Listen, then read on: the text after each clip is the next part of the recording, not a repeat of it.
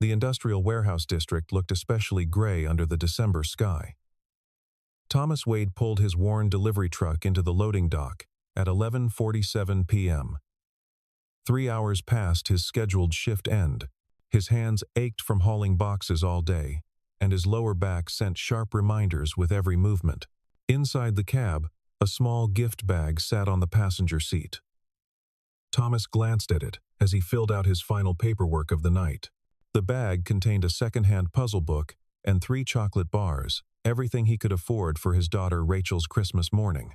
She would be asleep by the time he got home, curled up on the couch in their studio apartment because they'd given the only bedroom to Mrs. Chen next door, whose heat had stopped working 2 weeks ago. Thomas was 34 but felt 50. His wife Diane had died 4 years ago from complications after Rachel's birth, leaving him with a newborn and medical debt that still shadowed every paycheck. He worked double shifts at the delivery company, took odd jobs on weekends, and counted pennies at the grocery store. Rachel never complained. At 8 years old, she understood more about sacrifice than most adults. The warehouse manager, Carl, knocked on the truck window. "Wade, you heading out? Storm's supposed to get worse." Thomas nodded, signing the last form. "Long day, aren't they all?" Carl's expression softened. "Hey, there's some damaged goods in the break room cereal boxes with dents. Canned soup. Stuff we can't sell. Take what you want before it goes to the dumpster." Pride stung for a moment, but Thomas thought of Rachel's face when their cupboard was full. "Thanks, Carl. I appreciate it." 20 minutes later, Thomas loaded 2 bags of dented but perfectly good food into his truck. The snow had started falling harder, thick flakes that stuck to the windshield. The heater in his truck barely worked, pushing out air that was lukewarm at best. He wrapped his jacket tighter and started the engine. The route home took him through downtown, past the shopping district where windows glowed with holiday displays. Families hurried along the sidewalks, arms full of bright packages. Thomas had worked this area all month, delivering those same packages to warm houses with decorated trees visible through front windows. He felt no envy, only a quiet determination to give Rachel whatever small joy he could manage. At a red light, he watched a father lift his young son onto his shoulders, both of them laughing as snowflakes caught in their hair. Thomas allowed himself a small smile. He and Rachel had moments like that too. Last week, they'd made paper snowflakes from old newspapers and hung them in their window. Rachel had declared their apartment the prettiest on the whole block, and Thomas had believed her. The light turned green. Thomas pressed the gas pedal gently. The truck's transmission had been slipping lately. Just a few more miles and he'd be home. The neighborhood changed as Thomas drove further from downtown. Street lights became sparse. Storefronts gave way to empty lots and boarded buildings. This area had been industrial once, but the factories had closed years ago, leaving behind skeletal structures and forgotten people. Thomas knew these streets well. He lived 6 blocks from here, in a building that had barely passed its last safety inspection. The rent was cheap because everything else about it was expensive: broken plumbing, unreliable electricity, neighbors who shouted through thin walls at all hours. He turned onto 7th Avenue, nearly deserted at this hour. The snow fell heavier now, muffling sound and obscuring vision beyond a few yards. Thomas leaned forward, squinting through the windshield. That's when he heard it, a child's cry, thin and frightened. Cutting through the muted night, Thomas slowed the truck, rolling down his window despite the cold. The sound came again, clearer this time. Not one child, but 2, their voices overlapping in distress. He pulled to the curb beside an alley between 2 abandoned buildings. The headlights illuminated falling snow and the brick wall beyond, but nothing else. Thomas grabbed the flashlight from his glove compartment. The batteries were weak, but it was better than nothing. The cold hit him immediately as he stepped out of the truck. His breath formed clouds in the air. He moved toward the alley entrance, following the sound of crying. "Hello?" His voice felt intrusive in the quiet. "Is someone there? Are you hurt?" The crying stopped abruptly. Thomas's heart rate increased. He'd heard stories about this neighborhood muggings, drug deals, worse things he tried not to think about. But those were children's voices. He couldn't walk away. He stepped into the alley, sweeping the weak flashlight beam across the space. Cardboard boxes were stacked against one wall. A dumpster sat at the far end, overflowing with trash bags that had frozen solid. And there, in the corner where two walls met, huddled three figures. A woman sat on the ground, her back against the brick, arms wrapped around two small children. She looked up at Thomas with wide, terrified eyes, pulling the children closer. All three wore inadequate clothing for the weather, the woman in a thin jacket over what looked like a summer dress, the children in mismatched sweaters that hung loose on their small frames. "Please," the woman said, her voice shaking from cold or fear or both. "Please don't hurt us." Thomas stopped, raising his hands slowly. "I'm not going to hurt anyone." "I heard the kids crying. Are you okay?" The woman didn't answer immediately. She studied his face, his work uniform, his empty hands. The children Thomas could see now, they were twins, a boy and a girl, maybe 5 or 6 years old, watched him with identical expressions of frightened curiosity. "We're fine," the woman finally said, though her chattering teeth contradicted the words. Just waiting for the storm to pass, Thomas looked at the cardboard beneath them, already soaked through from melting snow. He looked at the children's lips, tinged with blue. He thought of Rachel, warm and safe with Mrs. Chen. "How long have you been out here?" The woman's jaw tightened. "That's not your concern." "You're right," Thomas said quietly. "But those kids are freezing. When's the last time they ate?" At the mention of food, the little girl whimpered. The boy put his arm around his sister, trying to comfort her.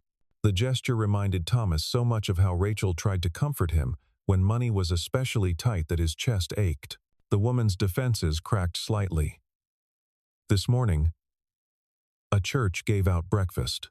Thomas did the math: 16 hours, maybe more. He thought of the food in his truck, meant to stretch through the next week. He thought of Rachel's face if he came home empty-handed. Then he thought of these two children, hungry and cold on Christmas Eve. "I've got some food," he said. "Nothing fancy, just what I was taking home, but it's yours if you want it." Suspicion and hope warred in the woman's expression. "Why would you do that?" "Because it's Christmas Eve, and nobody should be hungry, especially not kids." Thomas paused. "My name's Thomas. I have a daughter about their age. I'd hope someone would help her if she needed it." Something in his words or his tone must have resonated. The woman's shoulders sagged slightly, as if she'd been holding tension for so long that any release felt like collapse. "I'm Sarah," she said softly. "This is Ben and Grace." Thomas nodded at the twins. "Hi, Ben." "Hi, Grace. You guys like cereal?" Ben looked at his mother before answering. "Yes, sir. It's in my truck. Would you come with me? It's warmer there. And I promise I'm not trying to trick you or anything. You can see my work ID, my phone. I'll even call my daughter if you want proof. I'm just a regular guy." Sarah studied him for another long moment. Thomas waited, keeping his hands visible, his posture non-threatening. He knew what he must look like to her. A large man, appearing suddenly in a dark alley.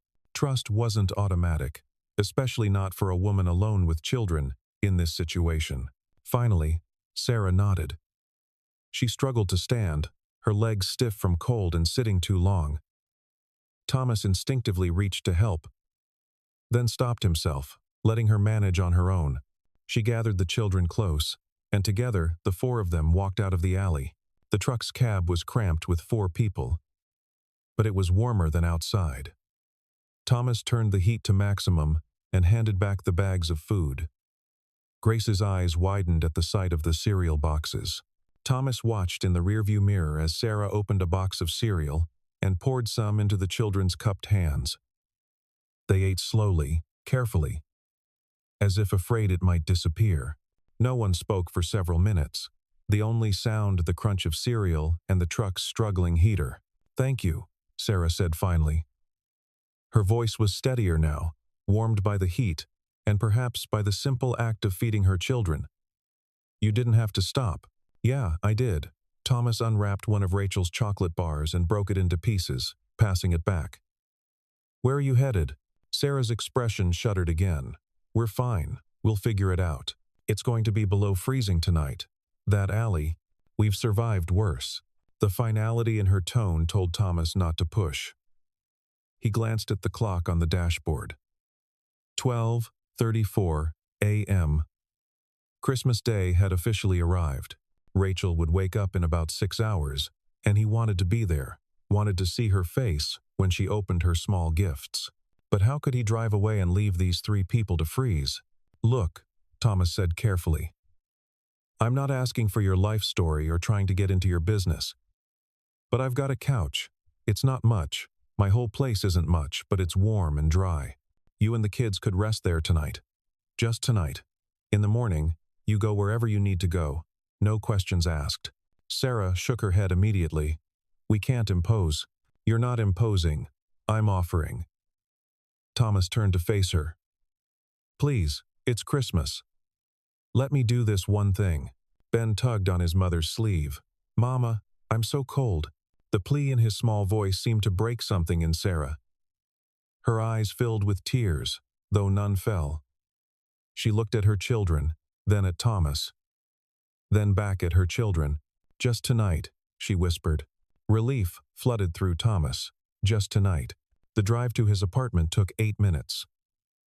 Sarah sat rigidly in the passenger seat, alert and tense, while the twins dozed in the back, exhausted from cold and fear and hunger. Thomas didn't try to make conversation. He understood that Sarah had made a desperate calculation, accepting help from a stranger because the alternative was worse. He needed to prove himself trustworthy through actions, not words. The apartment building looked even shabbier in the snow-peeling paint. A broken front step. Windows patched with tape. Thomas felt a flash of embarrassment, seeing it through Sarah's eyes. Then he remembered she'd been sleeping in an alley and felt foolish for worrying about appearances. He parked in the small lot behind the building. "It's the 3rd floor. Elevator's broken, so we take the stairs." Sarah nodded, gathering the twins. They climbed slowly, Thomas carrying the food bags and Sarah helping the children up each step. Thomas unlocked the door to apartment 3C and immediately felt the warmth radiating from inside. Mrs. Chen must have left their shared space heater running. "Bless that woman. Rachel?" he called softly. "I'm home." A small figure emerged from the bedroom, not Rachel, but Mrs. Chen herself, wrapped in a thick robe. She took in the scene Thomas with grocery bags, a strange woman with 2 children without visible surprise. "Rachel is sleeping in my room tonight," Mrs. Chen said in her precise English. "I thought you might be late. Who are your friends?" "This is Sarah, Ben, and Grace. They need somewhere warm to stay tonight." Thomas set down the bags. "I hope that's okay." Mrs. Chen's expression softened as she looked at the children. "Of course it's okay. I will make tea." "Children, are you hungry?" Grace nodded shyly. Mrs. Chen smiled and bustled toward the small kitchen area, already pulling out bread and the jar of peanut butter she'd brought from her own apartment earlier in the week. Sarah stood frozen in the doorway, overwhelmed. Thomas recognized the expression. It was the same look he'd had when his church community had shown up after Diane's death with casseroles and help and kindness he hadn't known how to accept. "Come in," he said gently. "It's safe here." Sarah took a tentative step inside. The apartment was tiny, one main room that served as living area and kitchen, a small bedroom, and a bathroom barely large enough to turn around in. But it was clean, and paper snowflakes hung in the window, and a small artificial tree sat on a crate in the corner, decorated with ornaments Rachel had made from bottle caps and string. Mrs. Chen served peanut butter sandwiches and hot tea. The twins ate mechanically, too tired to appreciate the food but too hungry to stop. Sarah wrapped her hands around the tea mug, absorbing its warmth. "The couch folds out," Thomas explained. "It's not fancy, but the cushions are decent." There are extra blankets in the closet. We can't thank you enough, Sarah said, her voice breaking slightly. Both of you, Mrs. Chen waved a hand. On Christmas, we help each other. This is what neighbors do. She looked at Thomas. I will go back now. Rachel is sleeping well. In the morning, she will be excited about her surprise guests. After Mrs. Chen left, Thomas helped Sarah make up the fold-out couch. The twins were already asleep by the time the blankets were arranged, curled together like puppies. Sarah tucked them in with a tenderness that spoke of deep love and deeper fear of losing them. The bathroom's there if you need it, Thomas said, pointing. I'll be in the bedroom if you need anything. Door stays open, so you don't have to worry. You're safe here. Thomas lay on the floor of the bedroom, having given the bed to Mrs. Chen and Rachel. Through the open door, he could hear Sarah moving quietly, checking on the twins, sitting down, standing up again. She couldn't settle, and he understood why, when you'd been running or hiding or simply surviving for long enough. Safety felt like a trap. Can't sleep either? He said softly into the darkness. A pause. I don't want to disturb you. You're not. I'm usually up for another hour anyway, winding down from work. That was only partially true, but it seemed to ease her guilt about being awake. How long have you been out there? 2 weeks. Maybe 3. Her voice was quiet, barely audible. It's hard to keep track. Thomas sat up, leaning against the bedroom doorframe where he could see her silhouette on the couch. Can I ask what happened? You don't have to tell me if you don't want to. Sarah was silent for so long that Thomas thought she wouldn't answer. Then she began to speak, words tumbling out as if a dam had broken. I was married. David. He was a good man, kind, hard-working, loved the twins more than anything. Her voice caught. There was an accident at his construction site 2 years ago. A crane malfunction. David and 3 other men died.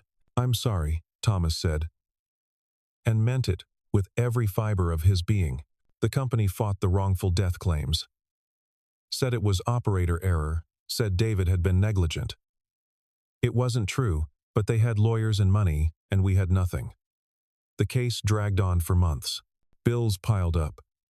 I lost our house, our car, everything. Thomas closed his eyes, imagining the cascading failures, how one tragedy triggered another and another, until there was nothing left to hold on to. My brother offered to help, Sarah continued. Marcus. But his help came with conditions. He wanted me to give up custody of the twins, said I couldn't provide for them properly, that they'd be better off in foster care while I got back on my feet. He meant well, I think, but I couldn't. They're all I have left of David. They're my children. So you ran. So I ran. I've been staying in shelters when I can, moving around so Marcus can't find us. He filed something with the courts, claimed I was unstable. If they catch us, if social services gets involved. She didn't finish the sentence. Thomas thought of Rachel, of how he'd fight with everything he had to keep her. He thought of courts and lawyers and systems that were supposed to help but sometimes destroyed instead. You're protecting them, he said firmly. You're doing what you have to do. That's not unstable. That's love. Sarah's quiet sob was barely audible, but Thomas heard it. He wanted to say something comforting, something wise. But what comfort could he offer?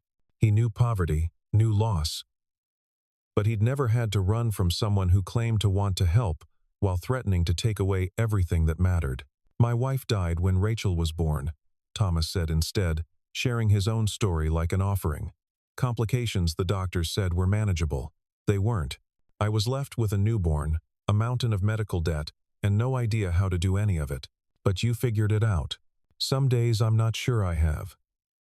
Rachel deserves better, a bigger place, newer clothes, toys that aren't from thrift stores. But she tells me we're rich because we have each other. He smiled in the darkness, 8 years old and already wiser than me. Ben said something similar last week. We were walking past a restaurant, and they were throwing away day-old bread. I asked if he wanted to go in and ask for it, and he said, We don't need it, Mama. We have each other. Sarah's voice strengthened. I'm failing them. Living in alleys, begging for food. You're keeping them together. You're keeping them safe. That's not failing. They talked quietly for another hour, trading stories of struggle and small victories. Sarah had been a teacher before David's death. Thomas learned she'd read to the twins every night, even when they had no roof over their heads, borrowing books from library return bins and memorizing stories to recite in the dark. She learned that Thomas sang old country songs while delivering packages, that he'd taught himself basic mechanics to keep his truck running, that he and Rachel had contests to see who could make the other laugh hardest with silly faces. By the time exhaustion finally pulled them both towards sleep, something had shifted. They weren't strangers anymore. They were two people who understood the weight of loving someone more than yourself and the desperate measures that love required. Thomas woke to the sound of Rachel's delighted laughter. Morning light filtered through the paper snowflakes, and when he stumbled into the main room, he found his daughter sitting with the twins, showing them her second-hand puzzle book. Sarah and Mrs. Chen were in the kitchen area, making oatmeal with the supplies from last night. Daddy, Rachel bounded over.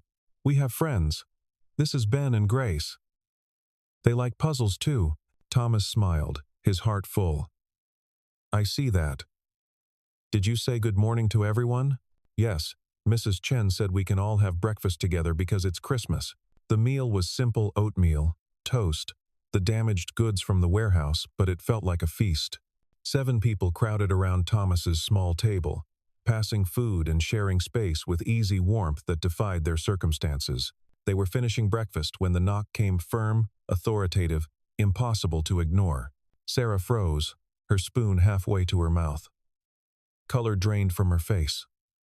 The twins, sensing their mother's fear, immediately fell silent. Thomas stood slowly. Stay here. He looked through the peephole and saw 2 people, a man in an expensive coat and a woman in business attire holding a clipboard. Neither looked like police, but they carried an air of official purpose that set Thomas's nerves on edge. Thomas Wade, the man called through the door. My name is Marcus Brennan. I'm looking for my sister, Sarah. I have reason to believe she might be here. Sarah stood abruptly, grabbing her children. The bedroom. Thomas whispered urgently. Go. She gathered Ben and Grace and hurried toward the bedroom. Mrs. Chen followed, her expression calm but protective. Rachel looked confused but stayed quiet, well trained in reading adult tension. Thomas took a breath and opened the door, keeping his body in the doorway. Can I help you? Marcus Brennan was in his late 40s, well-groomed, with the kind of tan that came from vacations rather than outdoor work. His expression was a calculated mix of concern and determination. The woman beside him, Helen Pritchard, Child Protective Services, she introduced herself, looked tired and overworked. Mr. Wade, I apologize for the intrusion on Christmas morning, Marcus said smoothly. I'm searching for my sister and her children. They've been missing for several weeks, and I'm extremely worried about their welfare. Haven't seen anyone matching that description, Thomas said evenly. Marcus's eyes narrowed slightly. I have information that she was seen in this neighborhood last night. A warehouse worker mentioned seeing a delivery driver pick up a woman and 2 children near 7th Avenue around midnight. Of course, Thomas had forgotten about the security cameras at the warehouse. Carl must have reviewed footage and called someone, probably thinking he was helping. I pick up a lot of people, Thomas said. It's a rough neighborhood.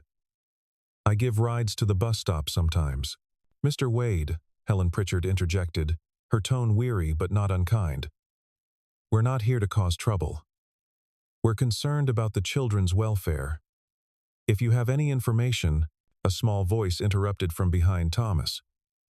Are you the uncle who wants to take Ben and Grace away? Thomas turned to find Rachel standing there, her small face set in an expression of fierce determination he'd never seen before. Behind her, Sarah had emerged from the bedroom, defeated knowledge written in every line of her body. She knew running was over. Marcus's expression shifted to relief. Sarah, thank God. I've been so worried. "You've been hunting me," Sarah said quietly, her arms around her children. "There's a difference." Marcus stepped forward, but Thomas blocked his path. "Everyone needs to calm down. Miss Pritchard, can we talk about this reasonably?" Helen Pritchard looked between the adults, her professional assessment taking in the cramped apartment, the makeshift Christmas decorations, the breakfast dishes still on the table, and the children's frightened faces. "Perhaps we should all sit down." The next hour was tense and painful.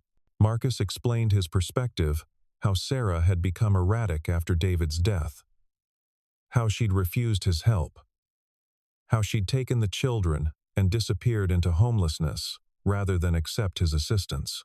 He painted a picture of mental instability and poor judgment, his voice laden with concerned condescension.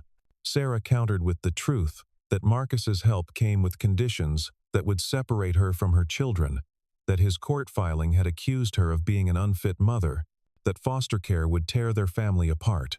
Helen Pritchard took notes, asking questions in a clinical tone that made Thomas's stomach knot. This was the system Sarah had been running from. Well-intentioned, perhaps, but capable of devastating harm through bureaucratic procedure. "She's been living on the streets," Marcus said, "in alleys, begging. How is that providing a stable environment?" "Because stable to you means separated," Sarah shot back. "It means Ben and Grace in foster care while I prove I'm worthy of my own children. The courts want what's best. The courts don't know what's best. I do. I'm their mother." Thomas watched Rachel slip her hand into Grace's, a gesture of pure solidarity. Mrs. Chen stood in the kitchen, her expression unreadable, but her presence a quiet statement of support. "Miss Pritchard," Thomas said carefully, "can I ask what happens if Sarah goes with you now?" Helen sighed. "Given the circumstances, the homelessness, the instability, I would need to place the children in temporary foster care while we conduct an assessment. Standard procedure for situations like this. And how long would that take?" "Weeks. Maybe months." Sarah's face crumpled. Ben and Grace pressed against her sides, understanding enough to be terrified. Marcus spoke up, his tone gentler now. "Sarah, please, come stay with me.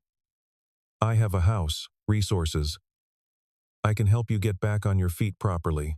The children can have their own rooms, stability, under your terms, under your control, under conditions that ensure they're safe and cared for. Is that so wrong?" The question hung in the air. Thomas thought about safety and control, about how sometimes the people who claimed to know what was best caused the most harm. He thought about systems and procedures and the way poverty was treated like a crime. And then he thought about something else entirely. What if there was another option? Thomas heard himself say. Everyone turned to look at him. Thomas wasn't sure where the idea came from, desperation perhaps, or the memory of his own dark days after Diane's death, when community support had been the difference between survival and collapse. But once he started speaking, the plan took shape with unexpected clarity. What if Sarah and the kids stayed here? Temporarily, just until she gets back on her feet. It wouldn't be homelessness. They'd have an address. Stability. Sarah could look for work, enroll the kids in school. Marcus laughed. But it wasn't a kind sound. "In this place? You're suggesting my sister and her children live in a one-bedroom apartment with a stranger as a better alternative than foster care?" "Yes." Thomas met his gaze steadily. "Look, I'm not rich. This place isn't much. But Rachel and I manage, and Mrs. Chen helps out. We're a community here. We take care of each other. This is ridiculous. Is it?" Thomas turned to Helen Pritchard. "Would having a stable address and living situation affect your assessment?" Helen considered. "It would certainly be a factor. If Miss Brennan had appropriate housing and was actively seeking employment, demonstrating ability to provide for her children." She paused. "I can't make promises, but it would strengthen her case considerably." "This is insane," Marcus said. "Sarah, you can't seriously be considering this. Living here, with a man you met yesterday, a man who helped us when no one else would," Sarah said quietly.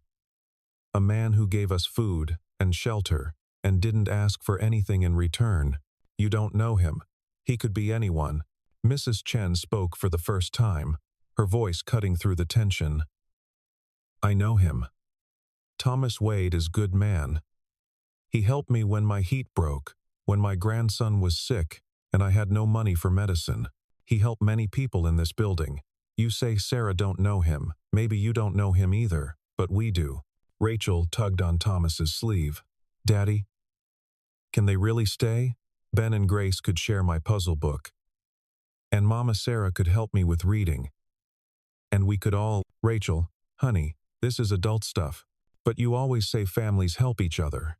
And that's what we'd be, right? A family? The simple logic of childhood cut through the complex arguments of adults. Thomas looked at his daughter's hopeful face, at Sarah's desperate one, at the twins who deserved better than to be pawns in a custody battle, fought over their best interests while ignoring their actual needs. It's Sarah's choice, Thomas said firmly. Not mine, not Marcus's, not the court's. Sarah, what do you want? Sarah looked at her brother, at the caseworker, at Thomas and Rachel and Mrs. Chen. Then she looked at her children. I want to stay, she whispered. If you'll have us. I want to stay. The negotiations took another hour. Helen Pritchard made phone calls, consulted documentation, and finally agreed to grant Sarah a temporary supervised living arrangement. She would make weekly visits. Sarah would need to register the twins for school after the holiday break, and she would need to demonstrate active job searching. It wasn't perfect, but it was a chance. Marcus was less easily convinced. This is a mistake, he kept saying. But finally, when faced with Sarah's determination and the caseworker's approval, he relented. Fine. But I'm not giving up on you, Sarah. When this falls apart, and it will, I'll be there to pick up the pieces. Maybe it won't fall apart, Sarah said. Maybe you'll be surprised. After they left, the apartment felt simultaneously emptier and fuller. Thomas sat on the couch, suddenly exhausted. What had he just committed to? He could barely support Rachel, and now he'd offered to house 3 more people? Rachel climbed into his lap. You did a good thing, Daddy. Did I? I have no idea how we're going to make this work. We'll figure it out. That's what you always say. Sarah sat down beside them, the twins on either side of her. Thomas, I don't know how to thank you. This is beyond anything. You can thank me by finding a job and proving Marcus wrong. Thomas managed a tired smile. We're all going to have to work together to make this happen. It won't be easy. Easy isn't what we need. We just need a chance. Mrs. Chen emerged from the kitchen with fresh tea. I have cousin who owns restaurant. They need dishwasher, maybe cook. I call after Christmas. I can help with the kids, Rachel offered. I'm good at entertaining people. Over the next few hours, they made plans. Sarah would take the bedroom with the twins. Thomas and Rachel would sleep in the main room. They'd share cooking responsibilities, split utilities. Thomas would talk to his landlord about adding Sarah to the lease. Mrs. Chen knew people who might hire someone without recent references. It wasn't much, but it was something. That evening, as snow continued to fall outside, the 7 of them gathered around the small artificial tree. Rachel insisted on sharing her Christmas gifts. The puzzle book was passed around, the chocolate bars carefully divided into equal pieces. I want to tell you all something, Sarah said, her voice thick with emotion. Last night, in that alley, I was ready to give up. I thought maybe Marcus was right, that I couldn't do this, that my children deserved better than what I could give them. And then Thomas stopped. She wiped her eyes. You reminded me that sometimes better isn't about money or big houses or perfect circumstances. Sometimes better is about people who care, about kindness, about community. Thomas felt his own eyes burning. I didn't do anything special. You did everything that mattered. The weeks after Christmas were harder than any of them had anticipated. The apartment that had felt cozy with 2 people became cramped with 5. Privacy was impossible. The bathroom schedule required military precision. Money stretched thinner than ever. Despite Mrs. Chen's cousin hiring Sarah as a prep cook, Thomas took extra shifts, sleeping 4 hours a night and functioning on caffeine and determination. Rachel shared everything: her space, her toys, her father's attention with a generosity that awed Thomas, but sometimes left her quietly crying into her pillow when she thought no one noticed. Sarah worked doubles at the restaurant, her hands blistered from chopping and burns from the stove, coming home after midnight smelling of grease and exhaustion. The twins adjusted to their new school, but Ben got in fights defending his mother's choices, and Grace developed nightmares about men in suits taking them away. Helen Pritchard visited every Monday, clipboard in hand, asking questions and taking notes. Marcus called constantly, alternating between concern and criticism, always reminding Sarah that his offer still stood, that she could end this struggle with a single word. It would have been easy to quit. Thomas saw the temptation in Sarah's eyes some mornings, when the apartment was too small and the bills too large, and the future too uncertain. He felt it himself, lying awake at 3 a.m., wondering if he'd made a terrible mistake, if his desire to help had actually made everything worse. But then there would be moments. Rachel teaching Grace to read, both girls sprawled on the floor with picture books. Ben helping Thomas fix the truck. Small hands passing tools with careful precision. Sarah and Mrs. Chen cooking together, trading recipes and stories.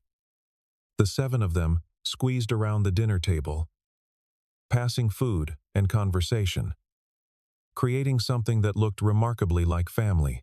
6 weeks after Christmas, Sarah received her first real paycheck. It wasn't much, but it was hers earned through her own labor, not dependent on Marcus's conditions or anyone's charity. She stood in the kitchen, holding the check, and burst into tears. "Hey," Thomas said gently. "This is supposed to be good news." "It is good news. It's the best news." Sarah wiped her eyes. "I'm crying because I'm happy. Because for the first time in 2 years, I feel like maybe I can actually do this." Thomas understood. He'd had similar moments over the years, small victories that felt enormous because they represented possibility, represented a future beyond mere survival. "You are doing this," he said. "Every day, you're doing it." That evening, Helen Pritchard arrived for her weekly visit. She interviewed each child separately, checked the living conditions, reviewed Sarah's employment records, and the twins' school attendance. When she finished, she set down her clipboard and smiled, the first genuine smile Thomas had seen from her. "I'm going to recommend closing the case," she said, "with a positive finding. As far as I'm concerned, these children are safe, cared for, and thriving." Sarah's knees buckled. Thomas caught her elbow, steadying her while she processed the words. Marcus arrived the next Sunday, unannounced. Thomas answered the door and found himself facing Sarah's brother, who looked less polished than before, tired, maybe, or uncertain. "Is Sarah here?" "She's at work. Won't be back until tonight." Marcus nodded, shifting his weight. "Can I wait? I'd like to talk to her." Thomas considered refusing, but something in Marcus's expression stopped him. "Come in, but the twins are doing homework, and I won't have them upset." Inside, Marcus stood awkwardly in the small space, taking in the changes since Christmas. The apartment had been reorganized: hooks on walls for coats, a scheduled chart for bathroom time, plastic storage bins holding toys and clothes. It was still cramped and shabby, but it functioned with surprising efficiency. Ben looked up from his math worksheet and saw his uncle. His expression shuddered immediately. "Mom's not here." "I know, Ben. I came to see you too. And your sister." Grace hid behind Thomas's leg, peeking out cautiously. The distrust in both children hurt something in Marcus's expression. "Can I talk to them?" he asked Thomas quietly. Thomas knelt beside Rachel, whispered something, and she nodded. "Rachel, take Ben and Grace to Mrs. Chen's for a bit, okay? She said she has cookies." After the children left, Thomas gestured to the couch. "So what are you really doing here?" Marcus sat, looking at his hands. "I wanted to apologize. To Sarah, but also to you. I thought I knew what was best." I thought money and stability and proper housing were what mattered most. They do matter, but they're not everything. I watched you people this community you've built, and I realized something. Sarah has what I was trying to give her. It just looks different than I expected. Thomas settled into the worn armchair across from him. You scared them. Sarah thought you were trying to take her kids away. I was trying to save them. Or so I told myself. Marcus looked up, his eyes tired. The truth is, after David died, I couldn't stand watching my sister struggle. It felt like my failure. I have money, resources, and I couldn't fix it. So I tried to control it instead. Control isn't the same as help. No, it's not. Marcus was quiet for a moment. Helen Pritchard called me. Told me she was closing the case with a positive finding. She said Sarah has demonstrated remarkable resilience and that the children are thriving in a loving, stable environment. He smiled slightly. Those were her exact words. Loving and stable. In this tiny apartment with people she barely knew. We're not strangers anymore. No. I suppose you're not. Marcus pulled an envelope from his pocket. I want to help. Really help this time, not try to control. This is first and last month's rent on a 2-bedroom apartment in a better neighborhood. Nothing fancy, but more space, safer area. Thomas stared at the envelope. You should give that to Sarah. I will. But I wanted you to understand. I'm not trying to take her away from here. I'm not trying to separate the kids. I just want to give them options. When Sarah came home that night, smelling of fryer oil and exhaustion, she found Marcus waiting with Thomas at the small table. Her expression immediately turned wary. Before you say anything, Marcus started, I'm here to apologize. And to listen. Really listen. What followed was the conversation they should have had 2 years ago. Marcus talked about his fear when David died, his sense of helplessness watching Sarah lose everything. Sarah talked about her grief, her terror of losing her children, her desperate need to prove she could survive without Marcus's conditions attached to every helping hand. They cried. They argued gently, honestly, without the weapons they'd used before. Thomas and Mrs. Chen sat quietly nearby, present but not interfering, letting the siblings find their way back to each other. Finally, Marcus presented the envelope. It's an apartment, 2 bedrooms, better area. I'm not asking you to take my money or live under my rules. I'm offering you space. What you do with it is your choice. Sarah looked at the envelope, then at Thomas. What do you think? It's not my decision, but you're part of this. Your opinion matters. Thomas thought carefully before speaking. I think you should take it. Ben and Grace need their own space. You need your own space. Living here was never meant to be permanent. It was meant to be a bridge. But what about Rachel and I will be fine. We were fine before, and we'll be fine after. This isn't about us anymore. It's about what's best for your family. Sarah wiped her eyes. You've become family too. That doesn't just stop. No, it doesn't. We're 10 minutes apart. We'll still have dinners together. Still help each other. But you'll have room to breathe. And that matters. The decision wasn't immediate. Sarah visited the apartment, considered the implications, talked to the twins about what they wanted. Ben and Grace were torn. They'd grown attached to Rachel and the community of their cramped living situation. But the promise of their own bedroom, their own space, held obvious appeal. A week later, Sarah accepted Marcus's offer. The move was bittersweet, excited children carrying boxes, adults pretending that change wasn't scary. Mrs. Chen pressing containers of food into Sarah's hands with stern instructions to eat properly. Rachel cried when the twins left, despite promises of weekly visits. Thomas held his daughter while she sobbed into his shoulder, letting her feel the loss without trying to minimize it. Change is hard, he said softly. Even when it's good change. I know, but I'll miss them. Me too, honey. Me too. That evening, Thomas and Rachel sat in their suddenly spacious apartment, eating dinner at a table that felt too large for just two people. The silence was strange after weeks of constant noise and activity. "Dad," Rachel said quietly, "did we do the right thing?" Spring arrived late that year. But when it came, it transformed the city. Trees budded in parks Thomas never knew existed. Flowers pushed through cracks in sidewalks. The air smelled less of exhaust and more of possibility. Thomas's truck finally gave out in April. The transmission died completely, leaving him stranded on a delivery route. He'd expected panic, but instead felt strange relief. The truck had been held together by determination and prayer for too long. Sarah's restaurant job had evolved into a sous chef position.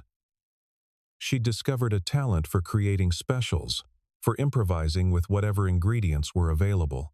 The head chef, impressed by her resilience and creativity, had paid for her to take classes at the community culinary school. Marcus had surprised everyone by becoming a regular presence, not controlling, not domineering, but genuinely helpful. He picked up the twins from school when Sarah worked late. He helped Thomas navigate the bureaucracy of getting a small business loan for a new delivery truck.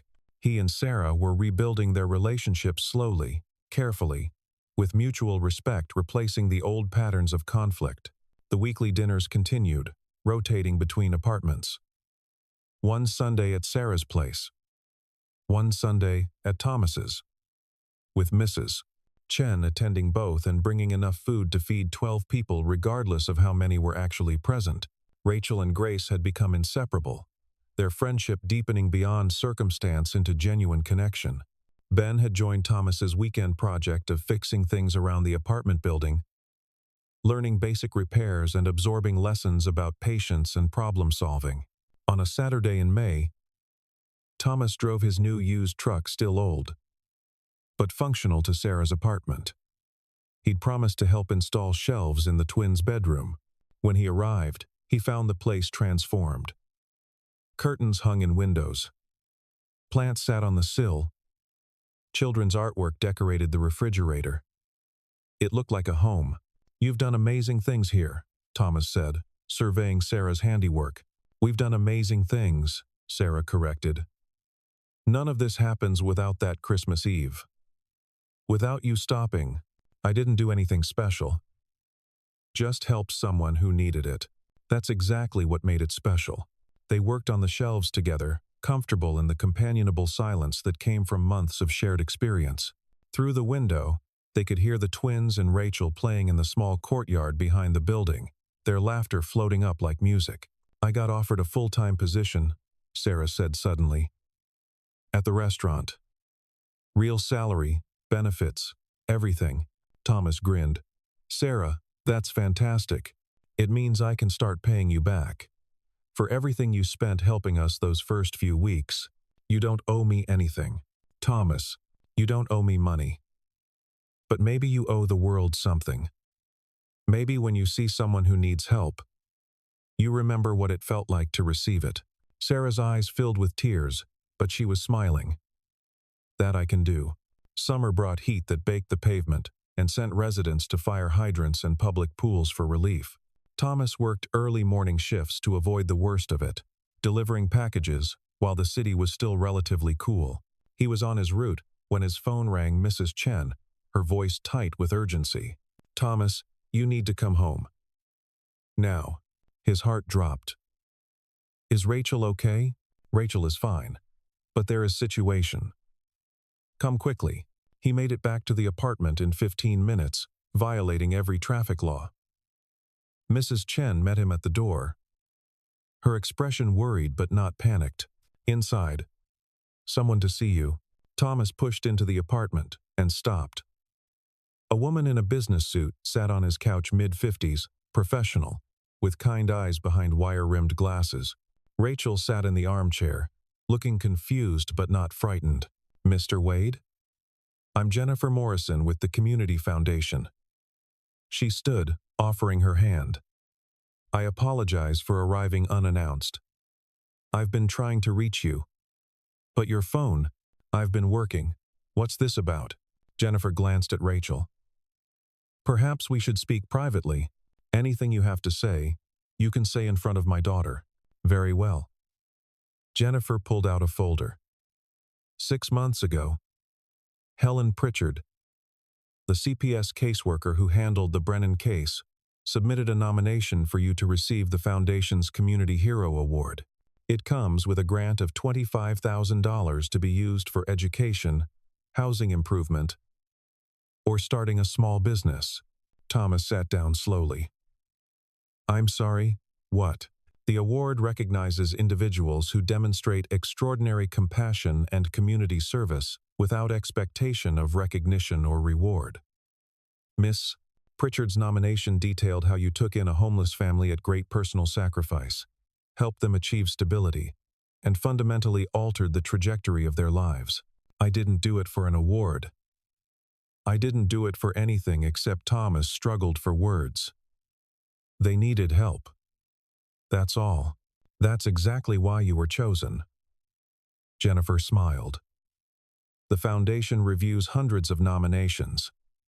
We selected you because your actions represent the kind of selfless community building that transforms lives.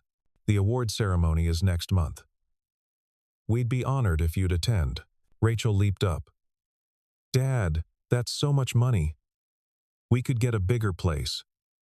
Or you could fix the truck properly. Or you could have a college fund, Thomas said quietly, pulling his daughter close. A real one. Jennifer left additional paperwork and details about the ceremony. After she left, Thomas sat in stunned silence while Mrs. Chen made tea, and Rachel chattered excitedly about what they should spend the money on. You told them no? Sarah said when Thomas called her later. I told them I'd think about it. This feels wrong, Sarah, like I'm profiting from helping you. You're not profiting. You're being recognized. There's a difference. Her voice was firm. You accept that award, Thomas Wade. You accept it. And you let people celebrate what you did, because what you did mattered. The award ceremony took place in a hotel ballroom Thomas had delivered packages to but never imagined entering as a guest. He wore a suit borrowed from Marcus, awkward and stiff, but clean. Rachel wore a new dress that Sarah had insisted on buying, looking more grown-up than Thomas was ready for. The room was full of people donors, nonprofit leaders, previous award recipients. Thomas felt profoundly out of place among the wine glasses and catered appetizers. You okay? Sarah appeared at his elbow. Marcus beside her carrying the twins. Define okay. She laughed. You helped change our lives.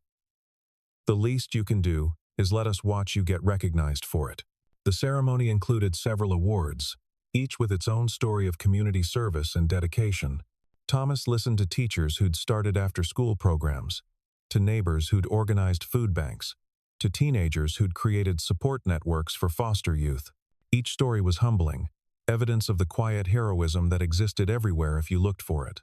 When they called his name, Thomas walked to the stage on unsteady legs. Jennifer Morrison presented the award, a glass plaque that caught the light, and invited him to say a few words.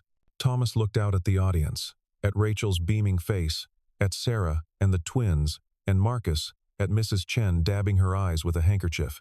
He thought about that Christmas Eve, about the choice to stop when driving past would have been easier. I'm not a hero, he said into the microphone. His voice shook. I'm just someone who saw people who needed help. What happened after the way Sarah fought to keep her family together, the way her kids adapted and thrived, the way a community came together to support them that wasn't me. That was all of us. He paused, gathering his thoughts. I think the real lesson is that heroism isn't about grand gestures.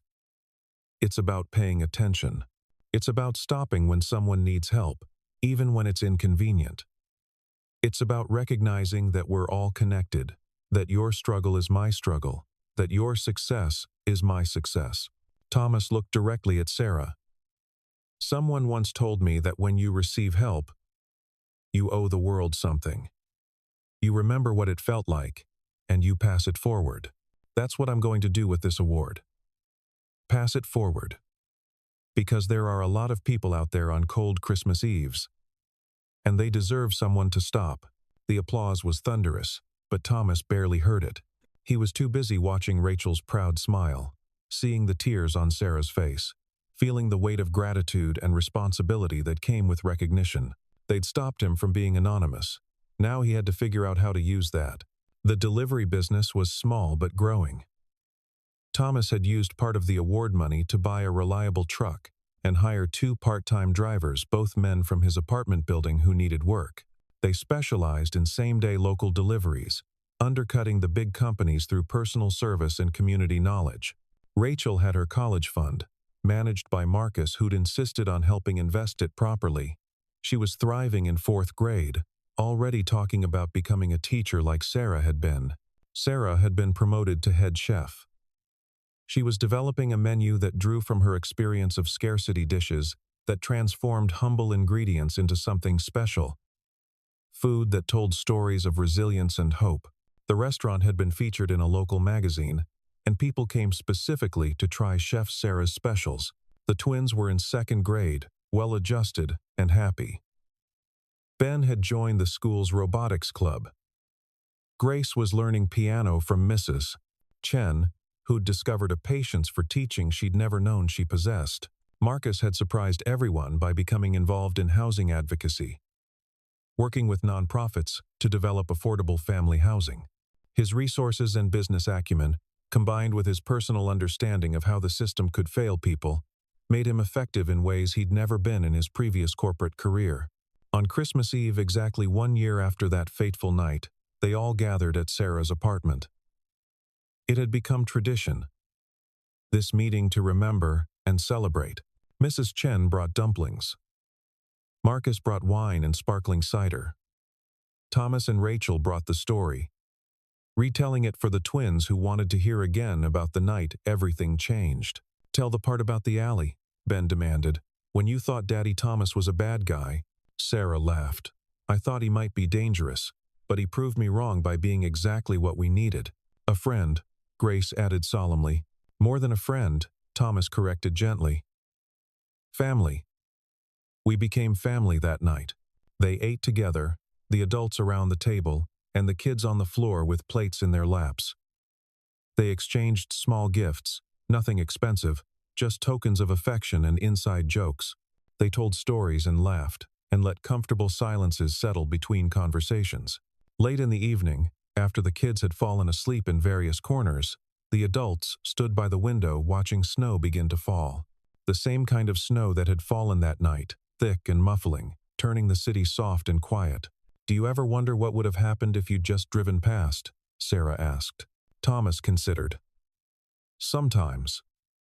But then I think about everything I would have missed. Not just helping you, though, that matters, but everything that came after. This community we built, the way we all became better versions of ourselves. The butterfly effect," Marcus said. "One small choice creating ripples. One choice to stop," Thomas agreed. "To pay attention. To care." Outside, the snow continued to fall, covering the city in white. Inside, the family they'd chosen continued to exist, evidence that sometimes the greatest miracles come from the simplest acts of human kindness on cold December nights.